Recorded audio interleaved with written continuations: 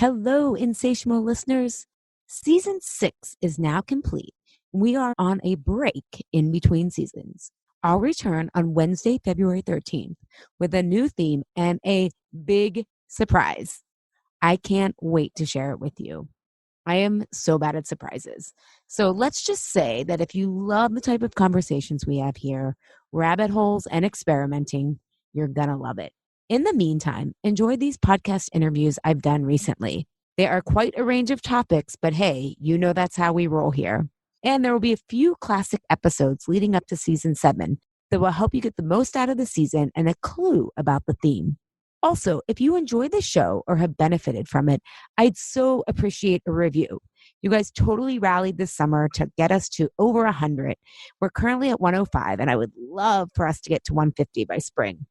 It really helps the show as it makes it easier for others to find it. And I'd like to read 2 recent reviews. This one from Insatiable Listener, and her review, or his, was more smash the patriarchy than light and love. If you want trite, simplistic solutions to health and wellness, this is not the podcast for you. You won't find bad diets or tidy Instagrammable quotes, but that's why it's amazing. Allie has a gift for interviewing that brings out her subject's authentic wisdom. It's perfect if you're curious about how to be healthier in all senses of the word, appreciate the nuance and complexity of our unique bodies, or if you just want to hear smart people talking to each other about how to navigate and destroy cultural systems and reassess our collective values. Thank you so much for that 5-star review, Insatiable Listener.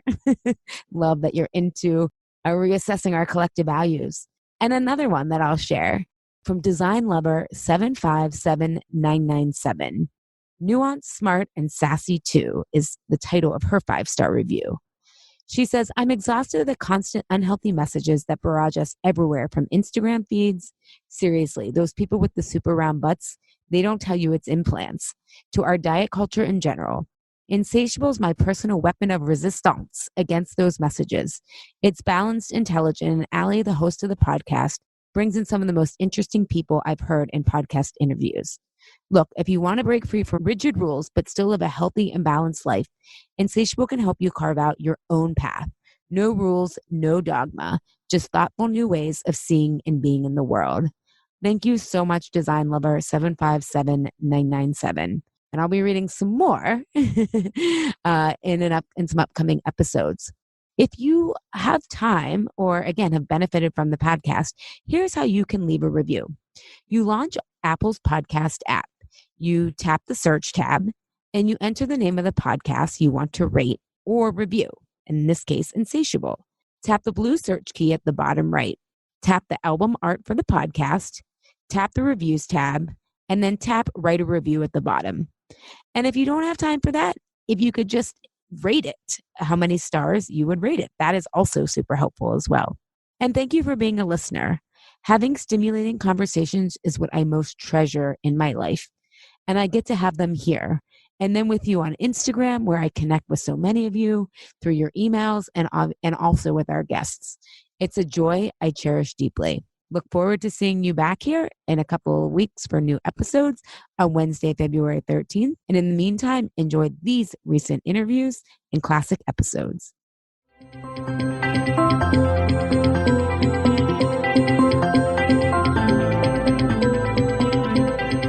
When you're fed up with fighting food and your body, join us here. I'm Allie Shapiro, creator of the Truce with Food program and your host for Insatiable, where we explore the hidden aspects of fighting our food, our weight, and our bodies, and dive deep into nutrition science and true whole health. Fair warning, this is not your parents' health care. This is a big rebel yell to those who crave meaning, hunger for truth, and whose lust for life is truly insatiable. Believe me, freedom awaits. Welcome, everybody, to Season 6 of Insatiable. This season, our theme is radical healing and what's possible when we get to the cause of what ails us. And we're using activist Angela Davis's definition of radical, which is to get at the root of things. We heal when we're in choice, not when everything goes our way. So we're going to explore how to get to the root of our stories and how radical healing changes our lives. Before we get to today's paradigm shifting, talk about rewriting a story about what health means from a biology weight perspective, I do want to invite you to the 2019 round of Truce with Food. Truce with Food is my online personalized program that creates lasting food freedom. It runs only once a year and registration opens in January. I would love to have you, as an insatiable listener interested in these topics and especially rewriting your story, join me and a small, intimate group of others as we finally call a Truce with Food. Again, the program only opens once a year, so don't miss out. You can join the waitlist at alishapiro.com/trucewithfood 2019. All right. Now on today's episode, which again, another bucket list person, my friend and expert to the extreme, Brandon Mentor. Have you ever wondered why you love to watch sunrises and sunsets? Or if you travel overseas, they tell you get outside and you feel awake. Or how it's nearly impossible not to stare almost hypnotized into a campfire. Today's answer may surprise you. We are going on today's episode, Light, Mitochondria Dysfunction and Weight Gain. Brandon Mentor and I discuss healing through light. Brandon is going to share what made him pay attention to light as a factor in health, weight loss, and personal training. We're also going to discuss how light frequency and body magnetization, an overlooked root cause of problems like weight gain, autoimmunity, and sleep disruption, and cancers like breast cancer. It's caused by light frequencies. And the results from looking at nutrition and health from a light perspective, plus some recommendations on light hygiene in developing our skin sun callus. So you're going to have your mind blown. But first, a little bit about Brandon. Brandon Mentor is a strength and conditioning coach, probably one of my oldest Philly friends, sports nutritionist, and functional medicine practitioner. Based out of Philadelphia, he's been working with people for 20 years. He has a degree in exercise science and multiple certifications from various organizations covering a wide range of disciplines in the health and fitness industry. Guys, when I'm confused, I call Brandon. He has over 100 publications online and in print, has written a book, and has been fancying the emerging field of quantum biology for the past 4 years. Thank you so much for being here, Brandon. Awesome. So glad to be here. Thank you for having me. Thanks for the invitation. Yeah. So we met, like 15 years ago? I don't even know how long ago. At a Paul Chek, another kind of health rebel, one of his trainings in Philadelphia. You had already taken it, but I was taking it. And I remember thinking that, like, you surprised me to be who you were. I thought you were going to be like machismo, like you're so buff and attractive and you had diamond earrings. And then you're like soft-spoken and humble. Yeah, I'm a little bit of a pattern interrupt. I'm kind of like a weirdo as far as that goes. Yeah. Well, I don't wear the diamond earrings anymore, though. Oh, you don't? You lost them? No. I have like little pea shooters. That's about it. Oh, okay. So I have been studying light. I've been talking about it with my private clients for a while. They're so excited about this episode. And I'm so excited for listeners to hear it, as well as people in my group programs, because I've started paying attention to light the past several months. And I am intrigued, fascinated. And I want to know, first of all, how you started paying attention to light. And by light, I mean the sunlight, the blue light from our computers, and even frequency of light like EMFs, so internet connections, cell phone. When did you start paying attention to this invisible factor in terms of health, weight loss, and training of your clients? Well, I started to look at light as a kind of health modality in an effort to, I've worked with many clients, hundreds of clients, and the thing is that everyone is different biologically. So much variation. What works for one person doesn't work for the other person. So I've always been kind of in a frame of mind to be reductive, trying to like figure out like what is the essence of what makes a person more healthy versus unhealthy. And after kind of like going through some rabbit holes and digging down to the roots, breaking down food to the absolute smallest unit, which is electrons, by the way, breaking down sleep and how it helps us recover and how light influences that, everything kind of like came back to light frequencies and magnetic fields and electromagnetics.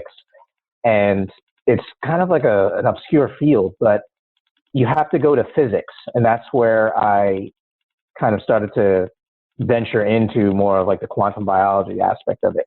When there were some answers that there were some questions that biology couldn't answer for me, and I had to look to physics. And as I got more into physics, I started to go down more rabbit holes and find out this person and that person and how physics drives biology. And in order to understand light and how it works on our bodies, you needed to use physics. And then when you marry that to biology, you have what's called quantum biology, because the platform of our entire physiology, believe it or not, is based off of quantum physics. It's actually incredible. Like, we're all literally superhuman. We're all beings of light. Like, that's not woo. It's actually been proven scientifically and proven for decades, but nobody really pays attention to it because we're so biology focused.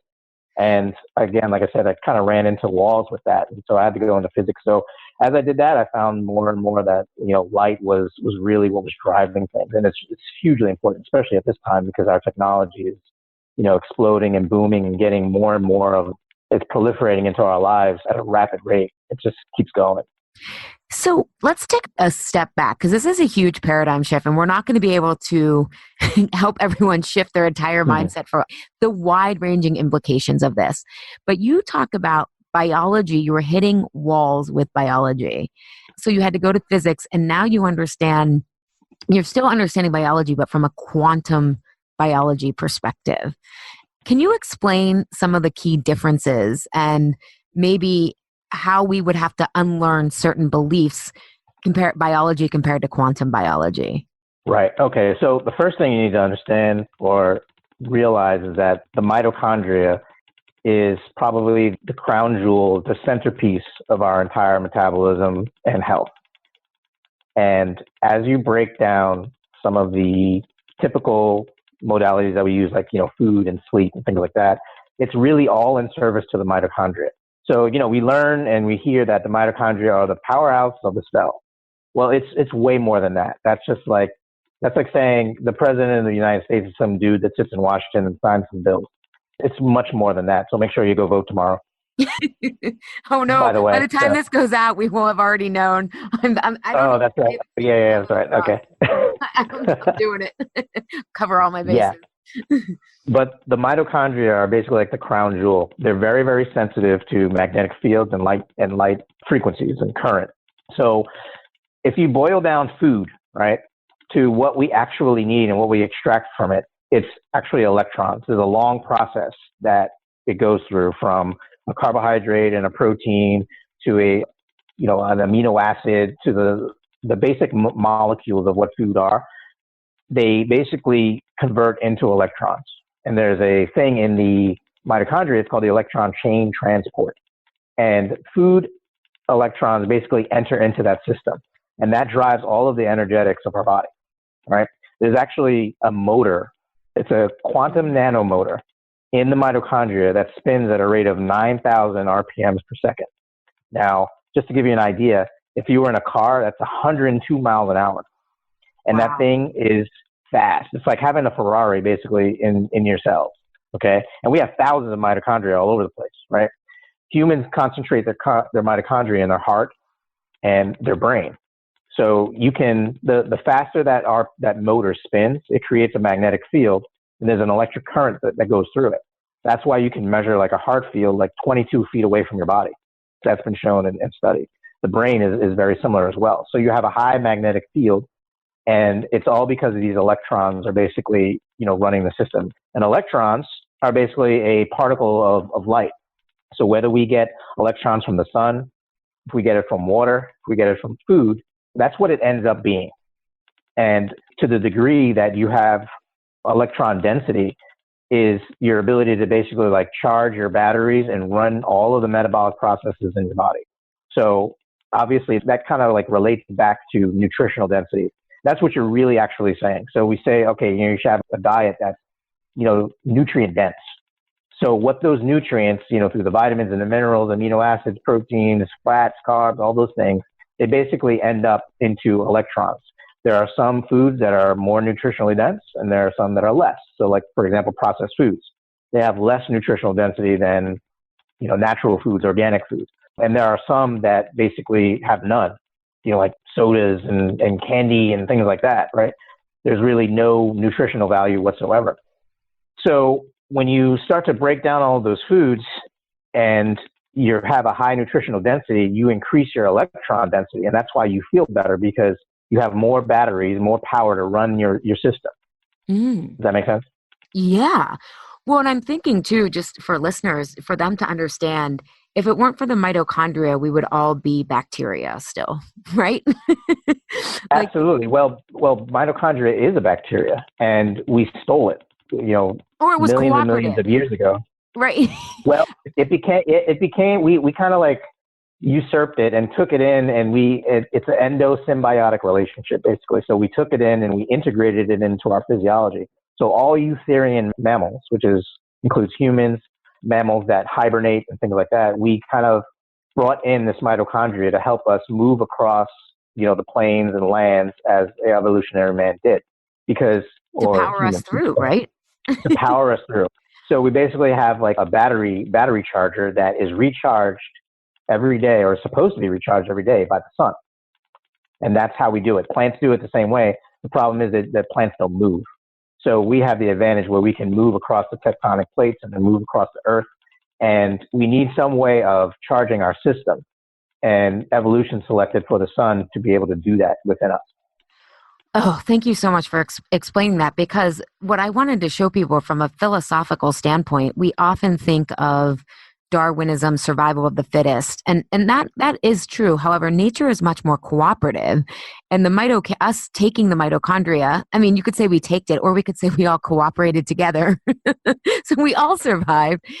Well, it's been a beautiful relationship so far. So maybe Yeah. we didn't like steal it, but it wasn't ours to begin with. But I guess it happily, integrated with us. I Yeah. think, and the symbiosis is you need me, I need you. So Yeah, so it's it's kind of like equal, it's right? cooperative. Yeah, It's a yeah, fair it's cooperative. relationship. And I Yes. think what you're saying, and the reason I want to bring that up is because we often think of the sun as like, you're going to get tan, or people are actually afraid of the sun, right? Like, we should even talk about how you don't need to use sunscreen. I mean, that's a nuanced answer, but what I'm trying to show people is we actually need to be in cooperation with our environment. It's not an afterthought. It's not something that just happens. Like, your health is so like your relationship to your environment is so important, of the sunlight and the rhythms that are instigated by the sun. So that's why I just wanted to kind of like, there's a huge philosophical jump, right? And we used to think that the mitochondria was ruled as a hierarchical from the nuclei, right? But now we know it's actually getting inputs from the environment. It's not a top-down hierarchy. It's a give and take. Is that correct? Oh, absolutely. It's a total environmental sensor. It actually pays attention to what's going on in the environment, and that information, whatever the environment you find yourself in, is what drives mitochondrial function. So we have two genomes. We have a nuclear genome and we have a mitochondrial genome. And actually, Dr. Doug Wallace, who is a PhD here in CHOP here in Philadelphia, he's going to win the Nobel Prize because he's the one that actually discovered that we get our mitochondria from our mothers, from our maternal line. So what he was able to find was that 80 to 85% of the diseases that we experience today, like, all the neurodegenerative diseases, the metabolic diseases, like, diabetes and metabolic syndrome, things like that, are mitochondrial in nature in terms of like their dysfunction. And so what happens is the mitochondria typically pays attention to your environment, pays attention to light frequencies and all of those things. And so what happens is if you put on, like, say, sunscreen, or if you are in artificial light, like fluorescent bulbs, if you are exposing yourself to blue light, which is any screen that you're looking at, your phone, tablets, iPads, computer screens, even the LED TVs have an effect, because what you're looking for, where we've gotten away from full spectrum lighting, which is the sun, and you talked about in the beginning how people love a sunset, love a sunrise. We love being by the ocean because the magnetic fields are higher there. Those are all cues that's by design. We're all cued to be addicted to nature and connected to nature. That's what the whole science of grounding is about. There's a huge magnetic field that the Earth emits. It's a 7.83 hertz. It's the Schumann resonance. Our brains, the alpha wave of our brainwaves actually resonates at the same exact frequency, 7.83. So we're designed to be connected to the earth, and we've disconnected ourselves through technology, through indoor living, through artificial lighting, and it's starting to maximize and become a little bit more risky and dangerous as our technology and our technological power increases. And we don't know what the effects are. We kind of do because they've been studied, but they're latent. It's like, what you do today won't have an effect for, months or years. And that's where it's insidious. That's where it's a problem. But you can't really go wrong with nature. So getting out in light, full spectrum light, getting out of artificial light, and mitigating your exposure to non-native, what they call electromagnetic frequencies, dirty electricity, even, electrical pollution, electrosmog, all those kinds of things all play into the health of, light health, the new field. Yeah. So just to back up quick, on the podcast a lot, I talk about the patriarchy, but guys, this is one of the ways that it's screwed us over. They were only looking at men and not the value of what the mother brought. And this is not to blame women, because we have to, what we're talking about here is the environment that a child grows up in, right, in the 9 months matters, as well as the mother's health is so important. And the mother's health is not all on the mother, it's on us as a society to support the mother's health. So, but this is just, we talk about these things, and I want people to understand the downstream effects of the loss when we just dismiss, an entire sex, not gender, but sex of right. And that actually plays into the role of how the health system works too. So I mentioned before that there's a mitochondrial genome and a nuclear genome. Well, everybody in medicine is focused on the genes, from the nuclear genome. Well, what happens is what epigenetics is actually. So epigenetics are the additions from your original blueprint of your genetics that get added on from what happens in your environment. Well, that's all mediated through your mitochondrial genome. And what happens is you don't want to ever turn on your nuclear genome, because that means things are bad. That means it's like your house is on fire. We have to go back into the system to try and reboot it.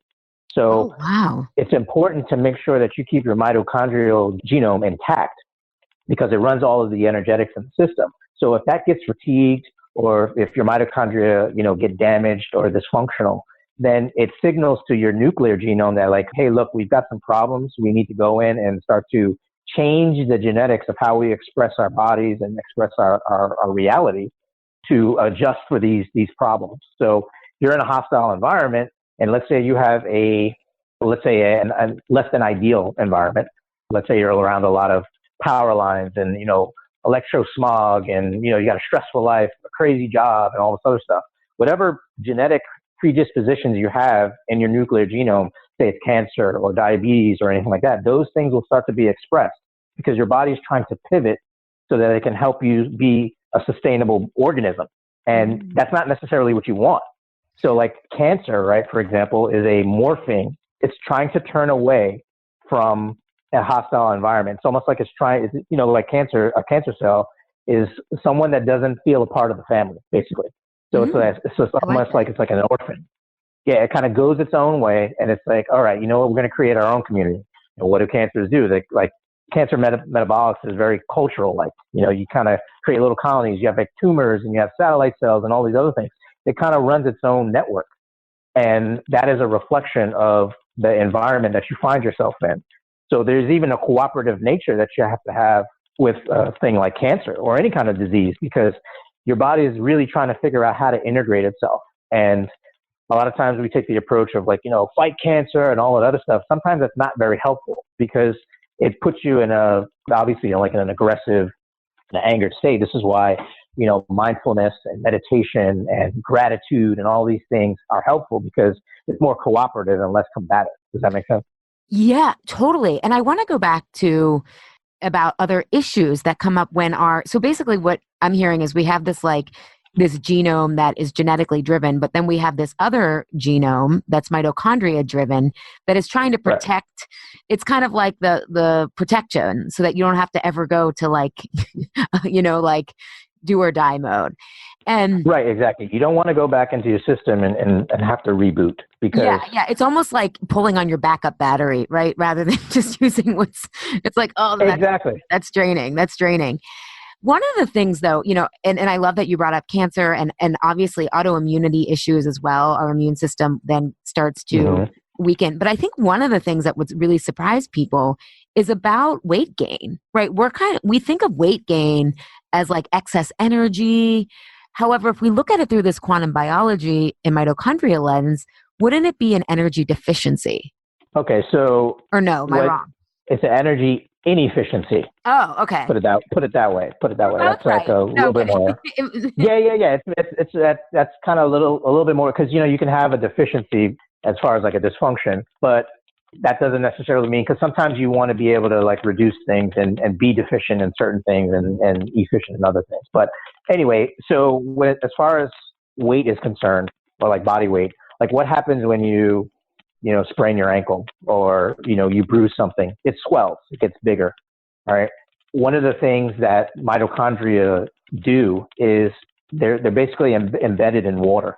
And so there's a geometry to it. And this is where like the physics comes in. So the geometry of your mitochondria determines how well they run. So if they have a tight geometry, everything's coupled together, right? And they have like a tight relationship together, then the electrons can tunnel through.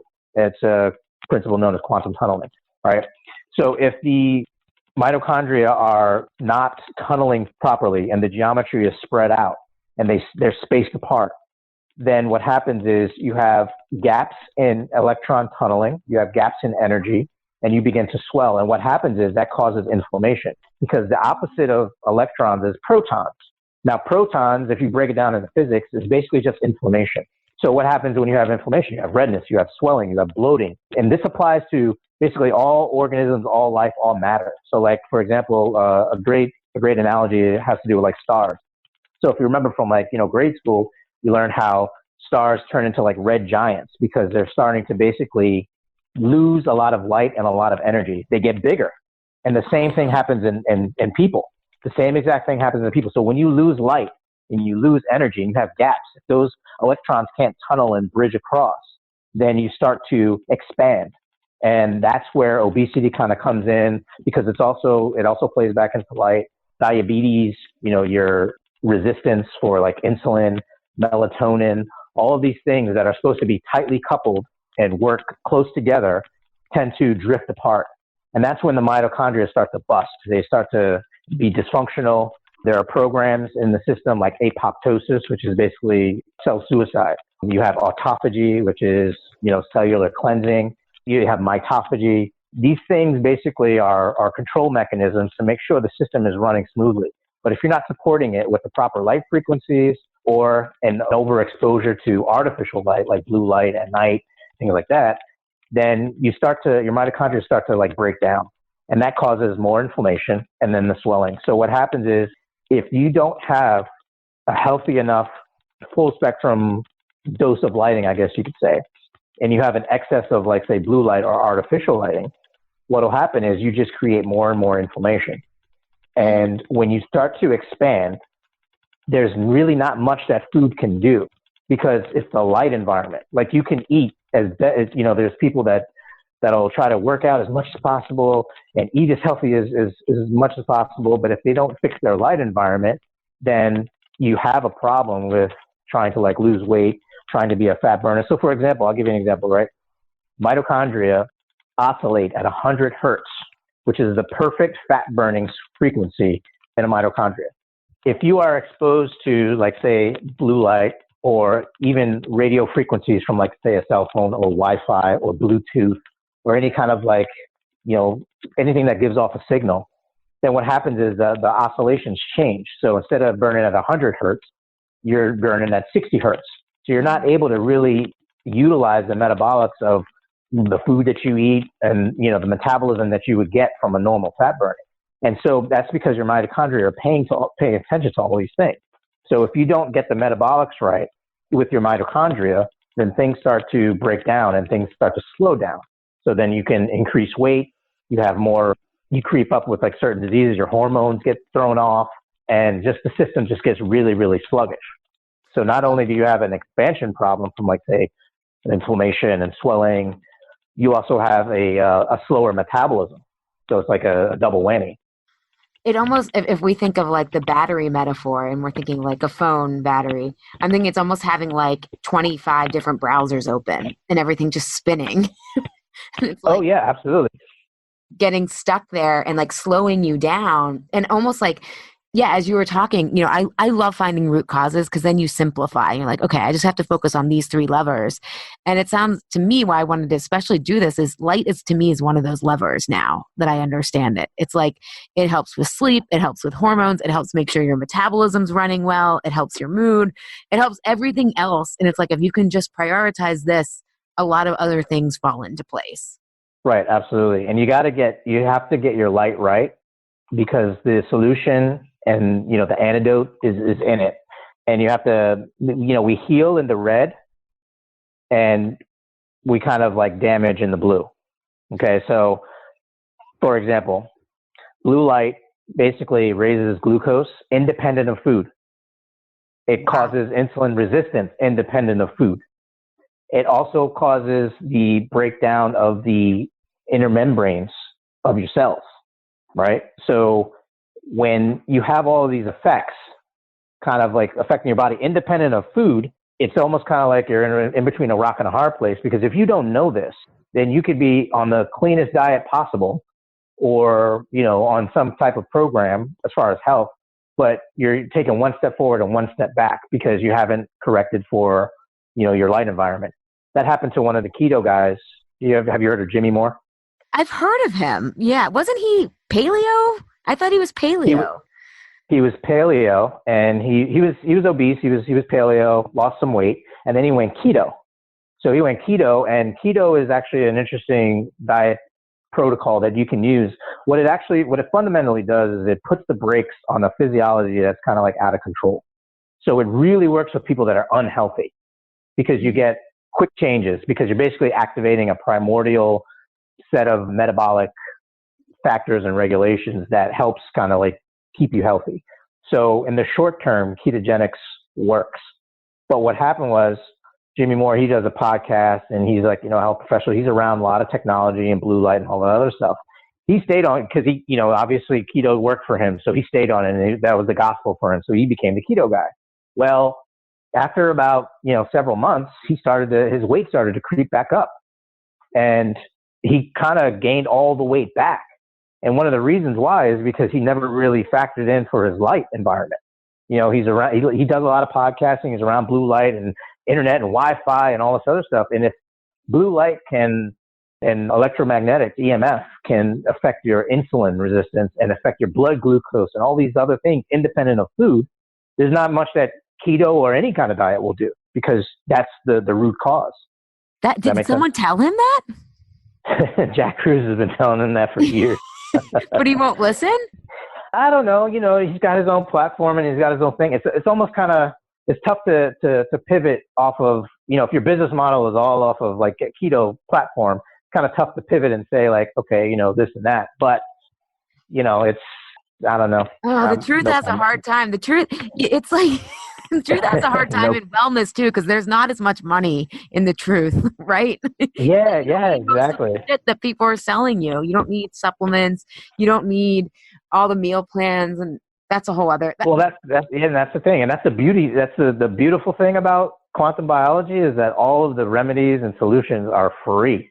Yes, light, water, magnetism, grounding. I mean, it's just. And I got some protocols for you guys so that you can just implement stuff that's just so simple. It's just so easy. Well, I think that's the challenge, right? And, I work on so much of narrative coaching and helping people own their story. And the big challenge is when you're in a certain paradigm, you don't know what you don't know. And you block yourself from knowing the very information you need. And so you stay in these like crazy loops. And right, exactly. And if we think health has to be complicated and that you buy it and it has to be built up, and we're a culture of extremes, right? It fits in that narrative and of linear of, okay, input in, input out versus, look, if you charge yourself up, like doing these basic things, exponential results, because nature is exponential. It's not linear. Exactly. And that's a great point. That's a fantastic point. I was actually going to bring that up because that's one of the things, if you want to actually understand your own body, understanding like quantum biology, and everything like that. Everything is non-linear. Like, so a small thing has a massive effect. It's not like, one for one. It's not that at all. It's usually like the opposite. It's not linear at all. Yeah, and I'm thinking of like how we all get in these vicious cycles. So let's take, for example, sunscreen and the sun, right? And I did it when I was living in Philly. I did a whole NBC segment on foods that help you better absorb the sun, right? People don't realize that the foods that they eat can help prevent sunburn based on, like, if you're burning, and now granted, you have to have regular exposure to the sun, but if you're burning when you go out into the sun, it says that you actually need more light and more light density from a nutrition standpoint, not sunscreen, right? Absolutely, yeah. I mean, like, using sunscreen is like if you were to put a plant out and then put a tarp over the plant, it's not going to grow, not going to yield any fruit if it's a fruit plant or anything like that. So sunscreen and even clothes can be problematic, because what actually it's really interesting. This goes back to the non-linearity.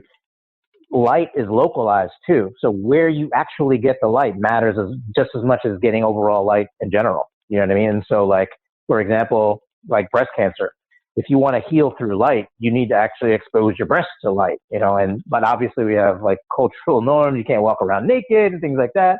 Right. So, but I've actually recommended my clients that have like their own private backyards, and obviously there's no creepers around or anything like that, like to expose their skin as much as possible to healthy AM light, which is really where all the healing is, AM light, because AM has primarily infrared light, and infrared pierces the skin all the way down to the fat layers, the subcutaneous fat. And so what happens is the infrared has all of the light frequencies in it that help repair and heal. So a lot of people may not know this, but melatonin is actually made by AM infrared light. Mm-hmm. It's a solar hormone. You release it at night, but it's built in the morning. Ah, so taking melatonin at night is like going to make you fall asleep in the morning? Well, it can do that, but there's worse things. Like, taking melatonin sometimes has useful applications, but in general, as a rule of thumb, you don't want to take supplemental melatonin because it uncouples your system. Melatonin is tightly regulated. Mm-hmm. So if you take exogenous melatonin, you throw off your endogenous melatonin. Oh man, this is like a forewarning of not taking, why you shouldn't take supplements without, really knowing what you're doing. Right. There's a lot of things like that. And insulin is the same way. Insulin is built, in the morning as well. So they're solar hormones, insulin and melatonin. And melatonin is made in the eye. The signal to make melatonin and release melatonin is all regulated by the eye. So if you look at like, for example, blue light is a light frequency that typically is more prevalent and present in regular daylight around noon, like 10 o'clock to 4 o'clock or so. Blue light is pretty predominant. And we need blue light because it actually uncouples our body, it uncouples our cells so that we can liberate energy, so that we can move and do things. But the thing is that blue light within sunlight is balanced because you have full spectrum light. You have blue, you have red, you have green, you have all those things. Now, there's also a light temperature associated with light. It's measured in Kelvin, right? So blue light and regular sunlight outdoors is somewhere between 1400, 1500 Kelvin. So Kelvin basically will tell you your light temperature of like how bright it appears and how powerful it is. So take a guess of what a cell phone emitting blue light has a light temperature of. Oh, I'll just make it easier for you. It's like upwards of 6,000. That's which is massive. Oh my God. Yes, it's massive. It's bad. It's really, really bad. And so what happens is every time you look at your phone, you're telling your eyes, or you're exposing your eyes to the stimulus that it's noon. So like, let's say you come home at 9 o'clock or 8 o'clock, from work, had a long day. What do people mostly do? They sit on the couch, they watch some kind of like mindless television on their LED TV with blue lit screens. They're looking at their phone on Facebook and going over the day and catching up on this and that. You're telling your eye that it's in your body that it's 12 o'clock in the day. It's noon. At a time when you should be winding down, you should be getting tired, and melatonin is being prepared to release. But what happens is blue light destroys ocular melatonin. As I said before, melatonin is made in the eye. So the signal gets triggered from your eye basically off of the absence of light, darkness, obviously. But if you're coming home at a time when you're supposed to be, winding down, getting prepared for sleep, and you're flooding your eye with blue lights from TVs and iPads and Kindles and smartphones, you're basically shutting off and destroying melatonin. So the melatonin that's supposed to be released at night when you sleep is non-existent. And that's why people sleep. It's horrible. It's terrible because you don't actually have the melatonin to regulate all that. And then melatonin is also one of the most powerful antioxidants you have in your body. It's actually more powerful than glutathione. Everybody thinks, oh yeah, glutathione. Melatonin, it blows glutathione out of the water. And melatonin also, it runs all of your repair and regeneration pathways. So, obviously there's a repair and restorative element to sleep. If you destroy ocular melatonin, you get none of that. So what do? You wake up tired, right? You wake up and your sleep was probably crap. You may have slept, but you didn't get any restoration. And then, so how do you go on about your day? What do? You drink coffee. And then a lot of times nowadays, people, the first thing they do when they wake up is check their phone.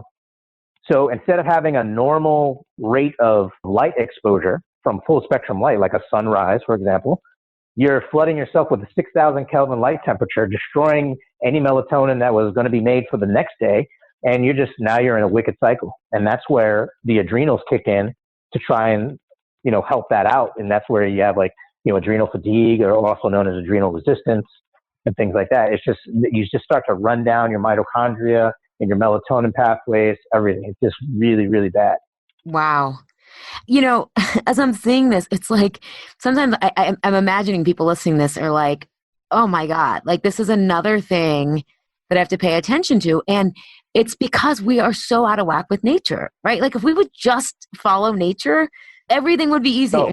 Oh, yeah, absolutely. So let me tell you, here's what you do. Okay. Yeah. The best thing you can possibly do is to make sure that you see a sunrise. And I actually didn't really start to notice this until I applied it to my own sense, because I'm a pretty healthy person. I understand my health. I'm very well in tune with my own body chemistry and things like that. And you're buff. I started to notice. Check them out on Instagram, folks.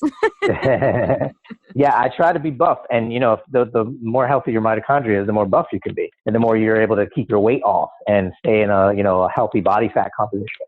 But I ride my bike everywhere. I haven't had a car in over 10 years. So I ride my bike, and I have clients in the morning at 5:30, 6:30 in the morning, super early. I notice one thing. I always see the sunrise. I'm out and I'm always exposing my eyes to the sun, or at least daybreak. Okay.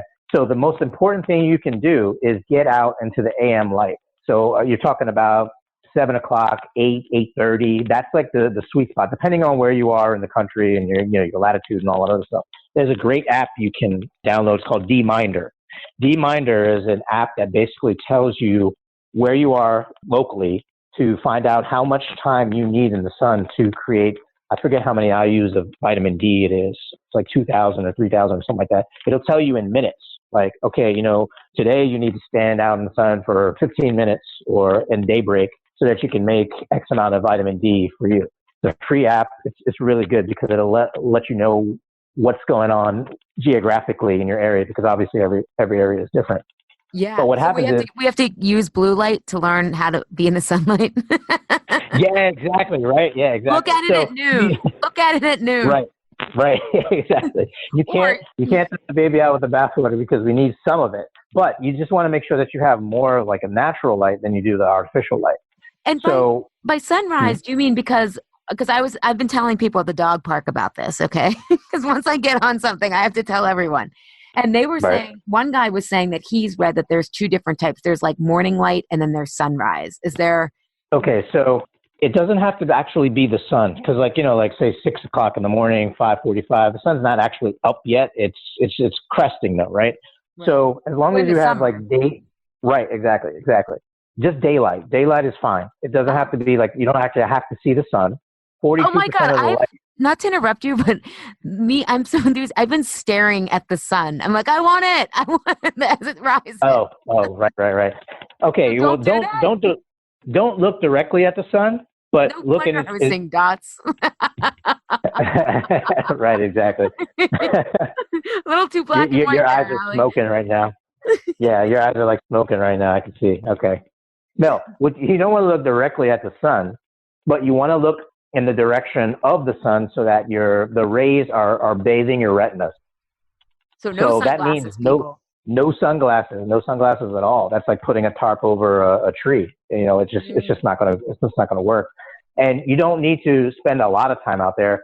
You just need to be out there for about, say, like 15 minutes, and that's how you actually build your solar callus. Because like in the morning, you have primarily infrared light. Infrared light preconditions the skin to absorb UV light, which is really where it's at. UV light is a healthy form of light. Everybody thinks it's bad, and ultraviolet damage and all this other stuff. We can get into another talk about why that's bollocks. But UV light is actually where a lot of the regeneration and health comes in. It's just been demonized, almost kind of like fat. Fat's been demonized. You know what I mean? So Mm. when you're out in the morning, all you have to do is just be out. Even if it's overcast, it doesn't matter. 42% of the light that hits is infrared. So morning light is where you will build your melatonin, where your cortisol will be attenuated, where your adrenals will calm down, and you will begin to shrink. Remember, I was talking about the geometry of your mitochondria. The tighter that they are, then the more efficient they run. The more efficient they run, the more you use energy better, and you have to eat less, because a lot of times if you have gaps in energy, then your body will try to make up for it by increasing your appetite so that you can eat food and get more energy. Is this why So a lot people of times, aren't? Is this why we're not as hungry when we're like in the sun all day? absolutely, you can be on the beach and you don't have to eat all day, and it's because we're completely connected into the ground, or the sand. So you're getting a magnetic field that's pulling inflammation out of you and allowing the electrons to tunnel to a much greater degree. And then you're exposed to the sun as well. It's like you're plugged into it's like a phone charger being A plugged in. charging station. That sounds Yeah, because amazing. that's what it is. You can be healthy just lying there. Like you can tell everyone, no, I have to stay on the ground. You don't understand. I have to lay here. Exactly, exactly. Hug a tree, all of those things Yeah. in the sun. Like it's a real thing, and it's all based in physics, and that's why So yeah, it seems like woo. well, it does Mhm. until you realize that like normal is not working. Like I'm tired of people blaming the woo when like it's actually just common sense, right? And it's a way to like Right, diminish like woo is a way to diminish witches and the more intuitive female side of things. It's meaning. right. Even though I say it myself, but just again, if we're going to talk about how the patriarchy has screwed us left and right, let's add that to it too.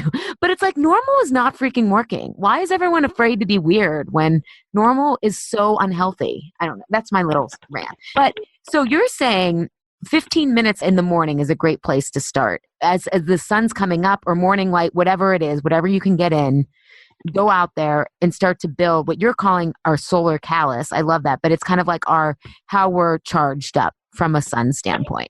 Right. I usually recommend my clients go do a walk in the morning. So just I a nice, easy. sorry, I'm getting so excited because I've been trying this before we were gonna, and it makes such a difference for me. Like I take coffee out. Granted, it's nice to have a dog. You have a reason, but I've been working up to 45 minutes in the morning. I'm not gonna look directly at the sun anymore, but I've been working at like 45 minutes. Yeah, that's perfect. That's perfect. You do a nice little walk in the morning, get your skin exposed, your head, there's light receptors in your skin, all over your skin. Obviously, that's how we tan. So, you do like a 30 to 45-minute walk in the morning, and you are good to go. And then your only job after that is to limit and protect yourself from blue light and artificial light. Because most people after that time, they go into work and they go indoors and they're exposed to this and that. So what you want to do is you want to take as many precautions as you possibly can to protect yourself against blue light, because blue light by itself, like say on a phone or on a TV and a computer screen, is absent of all of the other balancing out colors that you get in full spectrum light. And that's where the damage is. That's where it's a problem, because you're getting exposed to not only one frequency of light that uncouples you, which is a bad thing, creates inflammation, all these other things, but it's high power too. Like I said, blue light in the sun is 1400 Kelvin. On a phone, it's 6,000, 6,500, and they're getting even more powerful. So that's the problem. So the things that you can do is basically you want to make sure that you protect your eyes.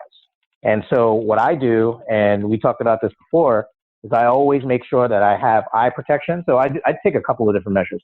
So on your smartphone, if you have an Android, you have a blue light filter, right? So you click on that and it kind of gives you a slight yellow haze over your phone, which is good, not good enough, but it's a good start. On an iPhone, it's called night shift mode, I think, right?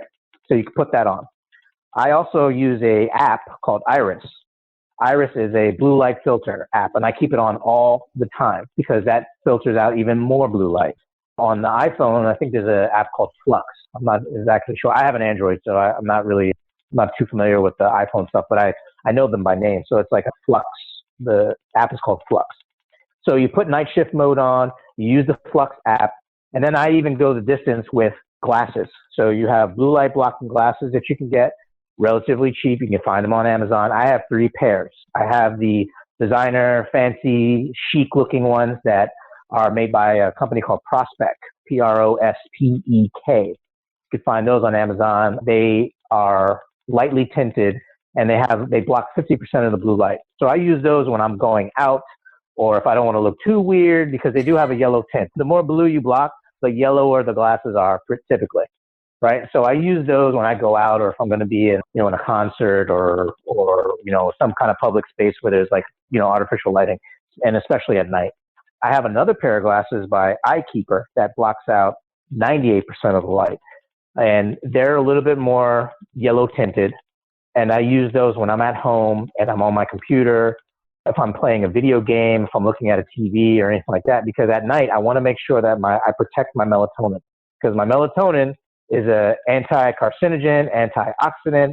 It's going to get my sleep, my repair, my regeneration, all that stuff. So you want to protect it as much as possible. And then I have these other ones that look really funky. They're made by a company called Uvex, Uvex. And they look like they're like welding metal. They're like these big goggles. And if you happen to wear glasses or contacts or, like you have a prescription, you can wear these over the glasses because they're that big and they're that, sexy looking. So I wouldn't go out in public with these unless it's like Halloween, but I have those because they block 100% of blue light. So I wear those when, if I have to, once I get into bed, I'll wear the big ones just to make sure that I completely protect my melatonin because I'm about to go to bed. So, I set my alarm and all this other stuff. I always turn my phone on airplane mode.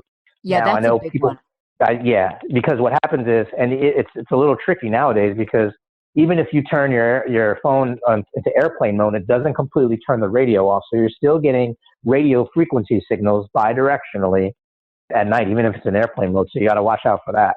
But We you shut want to off our turn internet. I started shutting our internet off at night. Absolutely. Yeah. You got to turn your Wi-Fi off. You don't need it. And it's just a signal that's just radiating through your house at 2.4 gigahertz, constantly. So if you can't turn your phone on airplane mode, maybe you need it on for a certain reason, keep it away from your body and away from your person, because there's a principle in physics called the inverse square law. And it's real simple. It just basically means the further away from it you are, the less of an effect it has on you. So I know some people that, they have their phone right under their pillow or right next to their nightstand. And it's just like, yeah, that's bad. That's bad. That's like sticking your head in a microwave and then putting it on defrost. Like, you don't want to do that. You want to make sure that you keep your phone far away from you.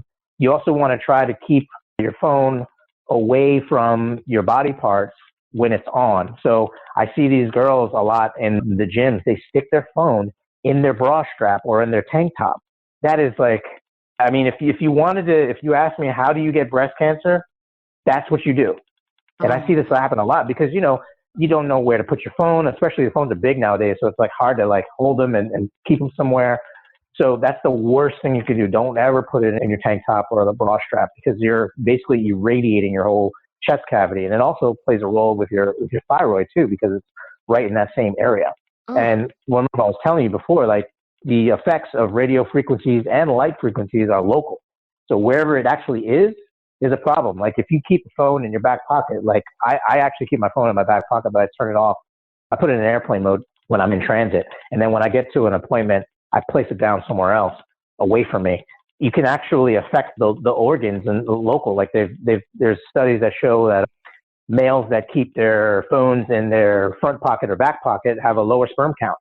Even with females, sometimes they keep it in their back pockets. You have like problems with like ovaries and things like that because you're irradiating, those tissues all the time. And the phones, make sure you keep your Bluetooth off, keep your GPS off. The less power that you are demanding of your phone, the better it is for you, because all of those things are, they account for power, and you're sending out frequencies back and forth, every few seconds to make sure there's no gap in information. That's how the technology works, but it's affecting us, adversely. This is wild. First of all, for everyone listening, I wrote down all the glasses and the apps. So on the show notes here, you can find all of that stuff. Second of all, this is making me think, oh my God, I just totally lost my train of thought because I did I remember what I want to say. So just to recap for everyone, two things. You get light in through your eye and your skin. So I think we were talking around it, but I just wanted to be like, this is why all of this matters, because when you're radiating, it's going directly to your skin, which picks up on the sunlight. And then obviously your eye, like Brandon said, it's kind of the messenger to your mitochondria, probably in your head and your heart, I guess. Right? Okay, wait, hold on. Let me just say one more thing there before you keep going. The other thing that I need to really mention is everybody talks about circadian rhythm, right? Uh-huh. Well, the granddaddy clock of your entire body that runs all of your circadian clocks. You have circadian clocks and you have peripheral clocks, right? So there are central clocks and peripheral clocks that all fall under the umbrella of your circadian rhythm. The most important body clock of all is known as the SCN, suprachiasmatic nucleus. That particular clock sits right above the eyes, and the retina informs it what it needs to do. It's the grand master clock. And so that's why your eyes are so important, because if you're flooding your eyes with incorrect light signals, inappropriate light signals, or overexposure to unhealthy light signals, you can't synchronize your circadian rhythm. You can't synchronize your clock. And all of the clocks below it, all of the peripheral clocks, are set based off of the grand master clock. So if that one's off, then everything is off. And the best way to analogize that is through like a GPS, right? So we have a GPS on our phone, we turn it on, and it relays to a satellite in space. That satellite actually has to run 30 to 40 seconds faster than all the clocks down on Earth because of complex gravitational lensing is the concept. It has to do with physics. You don't need to know that. All you need to know is that if that clock in the sky is off, then your ability to navigate is going to be off. So if I need to get to Philly and that clock in the sky is off, I'm going to end up in Voorhees or I'm going to end up in New Jersey. That's not helpful at all. And it's the same thing in your body. It's the same mechanism, and it's all regulated by the eye. So your retina takes in the light signals and helps synchronize your circadian rhythm. That's even more of a reason to, protect the light that you bring into your eye, or even lack of. And what if people light. That's super helpful. I love that. I'm thinking of those like clocks in the cartoons where they used to like ring and like it would just like rattle everything. That's what I'm thinking of when it's off now. It's just like, yeah, like absolutely. You're buzzing. So what if and did you know that one more thing? Sorry, hold on to that. Keep going. One more thing that's important. In front of every single gene in your body, there's a clock gene that sits right in front of it. And you know why? Because it needs to sync the genome or the genetic material so it knows how to function. It's almost like it's an instructions. It's like the instruction manual.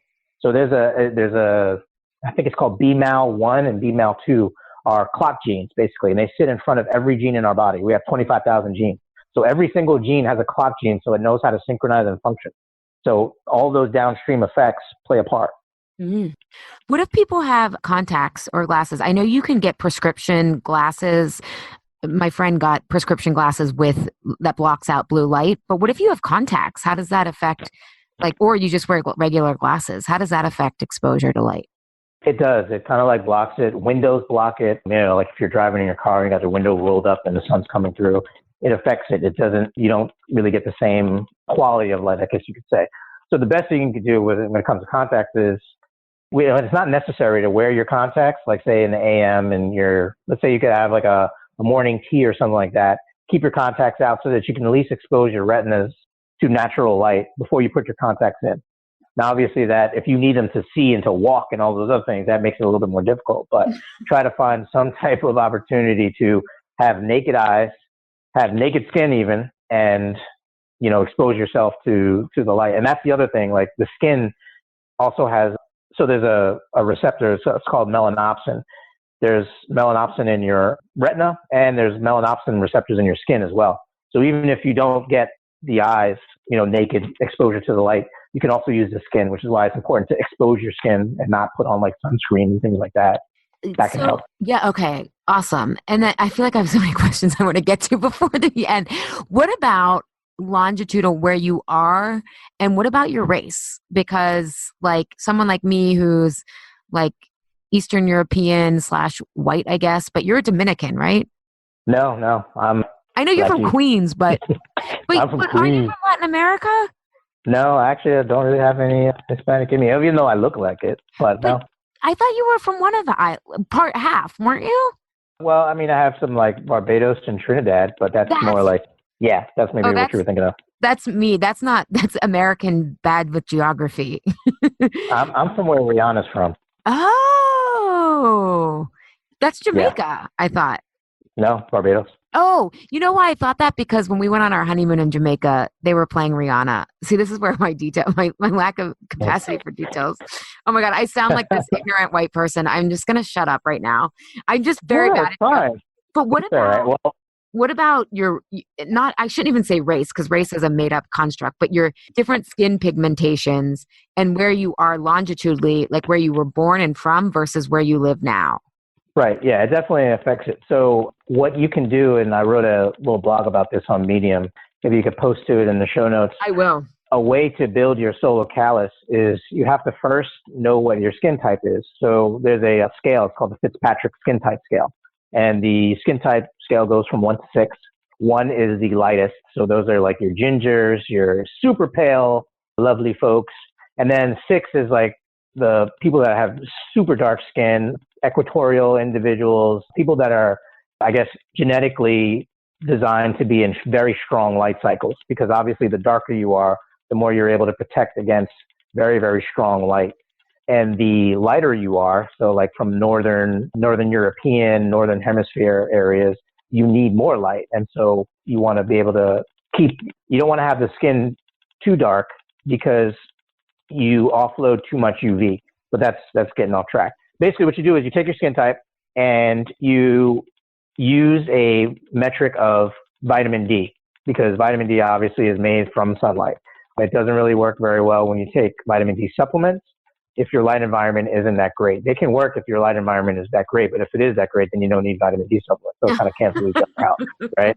Anyway, so what you do is like the standard daily vitamin D production is about 5,000 IUs, okay? And so you can use that D-Minder app, and what you do is you expose your skin and your eyes to the sun for certain time periods. So for example, if you have Fitzpatrick skin type 1, where you're very pale skin, very white skin, and you're looking at you need about 15 to 45 minutes of skin exposure, eye exposure to build vitamin D, about 5,000 IUs. If you're, let's say, skin type number 6, and you say you're super dark, like a Lupita Nyong'o or somebody like that, right? You need about 2 hours, because your skin, the pigmentation is so dark, it takes a lot longer for that UV to penetrate and get in and do its work. So you need a little bit longer time. So what you can do is you basically just take your skin type and you practice, just like a training program, an exercise program. You use your time frame, like 15 to 45 minutes, 45 minutes to an hour, depending on your skin type. I have a chart on the blog post where you just practice that over and over again. And what that does is, this is what you can use it is for AM light. So sunrise is usually around like 7 o'clock or later, depending on where you are. So if you catch it right before the sun comes up, you get plenty of IR, or infrared light. And then when the sun starts to rise, you get a little bit more blue light, because blue light in full spectrum light is healthy. And what that has is it has more UV in it. And UV is where all the healthy stuff does, where all the healthy parts of the light spectrum work on you. And so what happens is, if you expose yourself to the UV light for that time period, that 15 to 45 minutes, or depending on whatever it is, then you start to build a solar callus. Over and over again, you do this, just like repetitions in an exercise program. So you do this, and then after a while, when let's say you do go to the beach or some environment that's typically strong, you'll be able to handle much more UV light and not get burnt. Now, it's not a foolproof thing where, if like you're in Philadelphia for, I don't know, several months out of the year, and then all of a sudden you go to Jamaica, you're probably going to get burned because that's a different kind of sun, right? Or even like a place like Florida, like Miami, like that would be the first exposure. But you'll generally be able to tolerate more UV light, and it'll be able to work on you. And just so you know, like when you get sunburned, or a lot of times when you're in the sun all day, you radiate heat, at night, like when you sleep. Sometimes it's hard to sleep because your body is offloading the UV into your tissues. That's a good thing. Mm-hmm. So sometimes if you take in too much light, or not too much, but if you take in a lot of light, your body has to try and process it. So it goes through this processing, phase where it's like offloading UV into your tissues. And that's helping heal and repair you and all those other things. But it obviously generates heat. So you're releasing heat, and so sometimes that you can be a little warm at night. The same thing happens with like freckles. So you'll notice if you're in the sun and you have like a freckle, there's obviously melanopsin receptors in the freckles to a greater degree than the part of your skin that doesn't have freckles.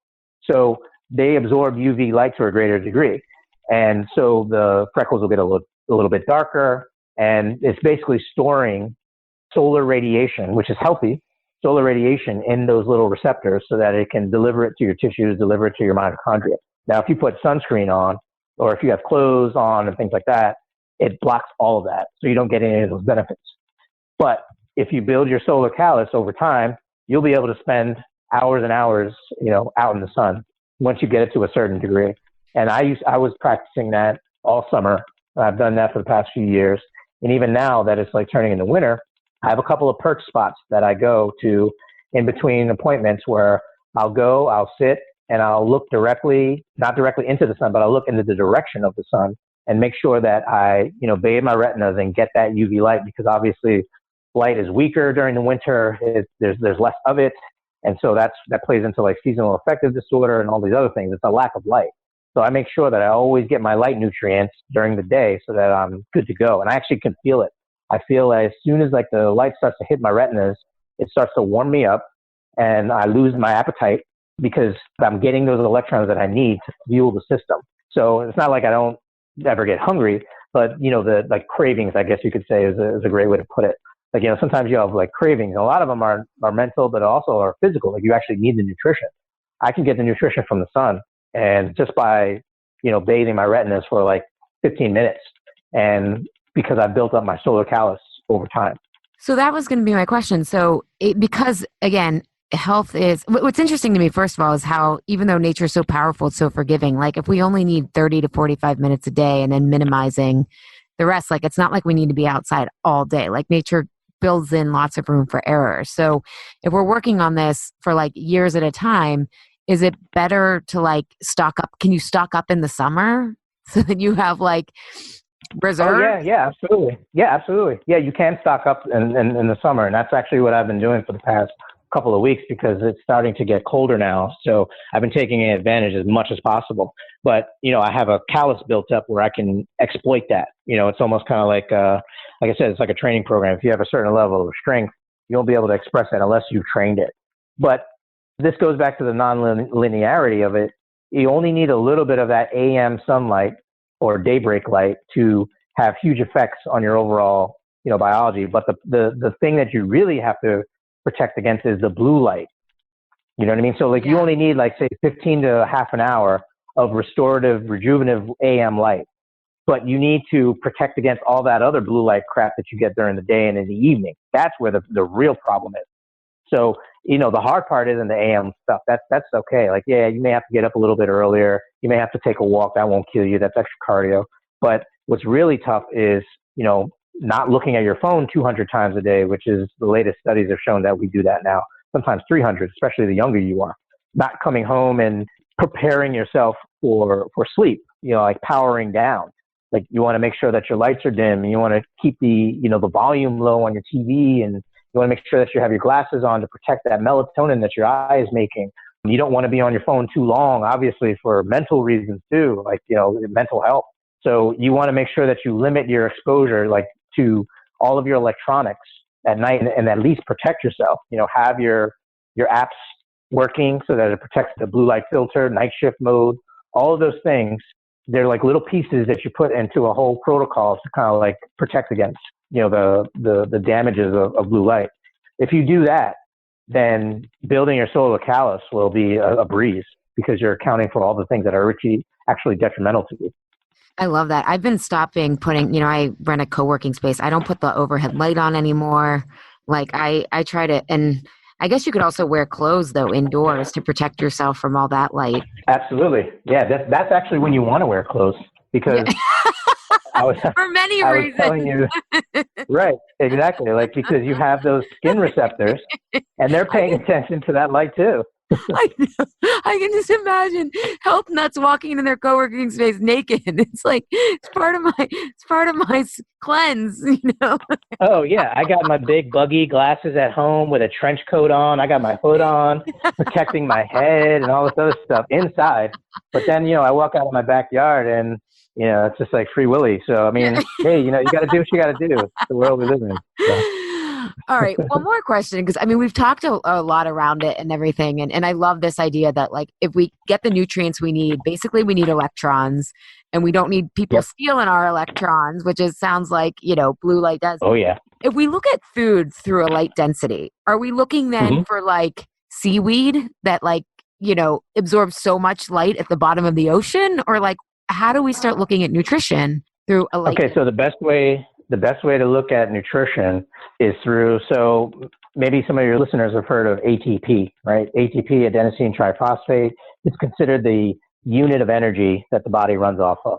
It's not exactly the truth, but for explanation purposes, let's just consider that, right? For every mole of carbohydrate or glucose that you ingest, you ingest the food, it breaks down into glucose. And the same thing happens with protein. You get 36 ATP to use in your cell to run cellular programs and dynamics. If you take let's say a mole of lipid, like, some type of fatty acid, like a DHA or something like that, you get 147 ATP. So what happens is ATP basically turns into electrons, right? So the electron density of a carbohydrate and a protein is 3 times less than a fat. And this is why the ketogenic diet works, because it's primarily like a fat and protein diet. You're getting a huge electron density.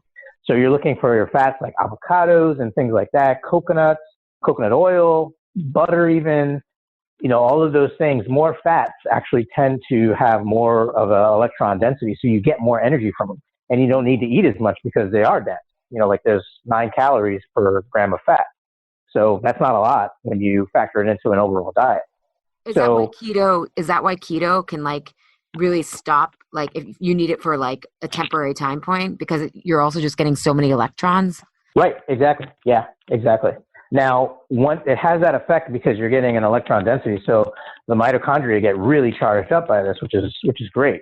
But what happens is the light environment tends to, once you adapt to the diet, which everybody does, your light environment then tends to overpower that, and depending on how well it is, will determine like what the effect and the outcome is.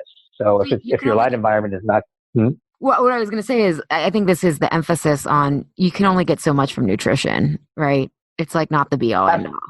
Absolutely. If you were to look at it from a quantum biology standpoint, food makes up about 30 to 33% of your overall energy needs. That's all it's supposed to do. The rest you get from sunlight and from your own metabolics. The mitochondria actually drive a lot of that. That's why exercise is helpful, grounding is helpful, meditation is helpful, because you're basically just creating and generating your own electrons. But you have to do it in the right environment. And then food becomes, like we used to call dinner supper. And that's because it was a supplement. And like dinners wasn't really a thing until the turn of the century, and restaurants and, all this other stuff came into being. So, but we didn't eat a lot. And that's because what made up our entire diet was only about 30 to 40% of our overall energy needs, because we were so connected into the ground. We were outside more. We didn't have technology, things like that. So again, going back to nature and what's natural is where the antidote is. And it seems like ridiculous because it's so simple. That's why it's like so unbelievable, because it's just like, really? It's almost like it's too good to be true, but it actually is. Yeah.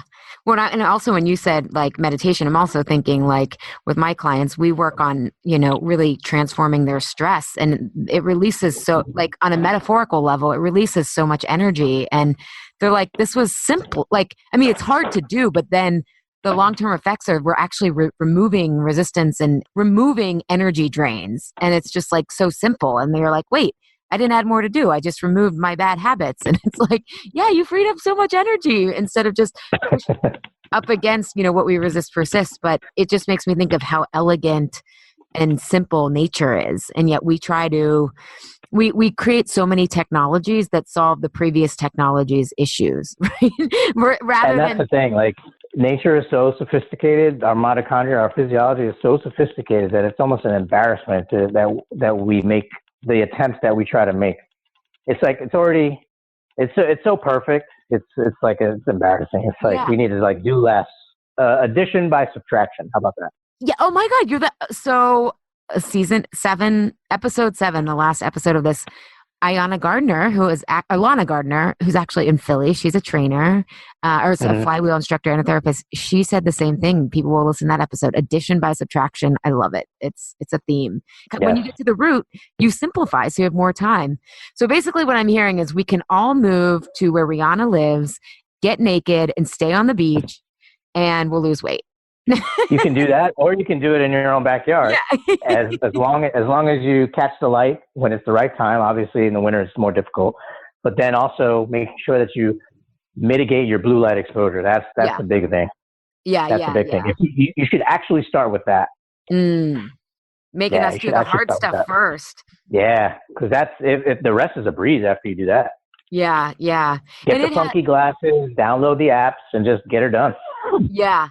And I will say, as I wanted to experiment with this before I like talked about it, and I have noticed it's subtle. And again, it may build as my callus builds. Because I got to tell you, learning this, I actually bought shorts this summer. I swore I would never wear shorts again. And I bought them because I wanted to get the sun this summer. But what I've been noticing as I use the glasses, I feel like I have more energy at the end of the day, and then I don't go on my phone at night. I feel calm enough that when I come home from my co-working space, we go walk coffee in the evening, and I don't get back on the phone. But when I'm tired, and I think it's from the light all day, then it makes me, that's when I scroll and everything. It's almost like I'm trying to get the dopamine and the energy. Exactly. You're supposed to get it from the sun. But then what happens is if we get addicted to the phones, then we try to get our dopamine through the phone. So that's why we got to check it all the time. But if you're out and you're exposing your eyes to, natural light, that dopamine builds. And so you don't need the smart drug, like the smartphone. Yeah, because the smartphones, they actually drain our dopamine. Like blue light takes dopamine electrons. I don't even know if dopamine has electrons, but yeah, absolutely. It destroys dopamine, and so the only way for you to get it is through the phone. And like when you get a ding, when you get a notification, when you get a call, when you get a text, it's been shown to release dopamine. Yeah, but doesn't the light like drain your dopamine? Not. It does. It does, but it's almost kind of like a tap. It's like a drip feed. Yeah. Oh my God. I know we have taken so much of your time, Brandon. This was amazing. I really hope people take it to heart. It took me, I had heard about this like a couple years ago and was kind of like, yeah. But as I really understood the paradigm shift, that's when I started to experiment with it and everything. And I noticed a subtle and profound difference. So thank you so much for your time. Where can people find more of you? In addition to, we will have all of this linked on the show notes, but where can people find you? So I basically only typically operate on Instagram. My handle is like Brandon Body Logic, all one word, Brandon, Brandon, Body Logic, BODYLOGIC. And I am working on a website to offer online health consultations with specific services like lab work, genetics, and metabolic analytics, I guess you could call it. And then also I have, some of the programs for enhancing your light environment and protecting against blue. I do a lot of my blogging on Medium, and I'll be putting up a new blog there, I think tomorrow. But yeah, that's pretty much where I am at the moment. And then, you could find me through you, right? Yeah. But if people want to reach out directly, I've trained with you. You're great. And I'll link to your Medium post. But also, for those in Philly, you're opening... Oh, That's right. I am opening up a healthy cafe with smoothies and coffee and fresh pressed juices and gluten-free and keto-friendly and paleo, all this stuff. I live in a up-and-coming neighborhood that has no healthy foods. And, I'm replacing the lights with infrared lights. I'm Oh, having, good quality stuff. Everything, it's going to be like a nice little healthy oasis in a town full of bars. yeah. So And that's in the Point Breeze neighborhood for Philly folks? Point Breeze, yeah. And I'll also leave my email and contact information with you so that you can post that to the show notes as well. So that if Oh, okay, anybody great. wanted to kind of like hear about when the cafe is opening, or if they want to work with me or anything like that, I can send that along. Awesome. Thank you so much for your time, Brandon. Everyone is going to love this. Go I out I and miss frolic, I miss people. you. Let's do another one because this is like complex stuff. I didn't even get to the well. We'll save that for another Yeah, time. we'll have you come back on. Yeah, yeah.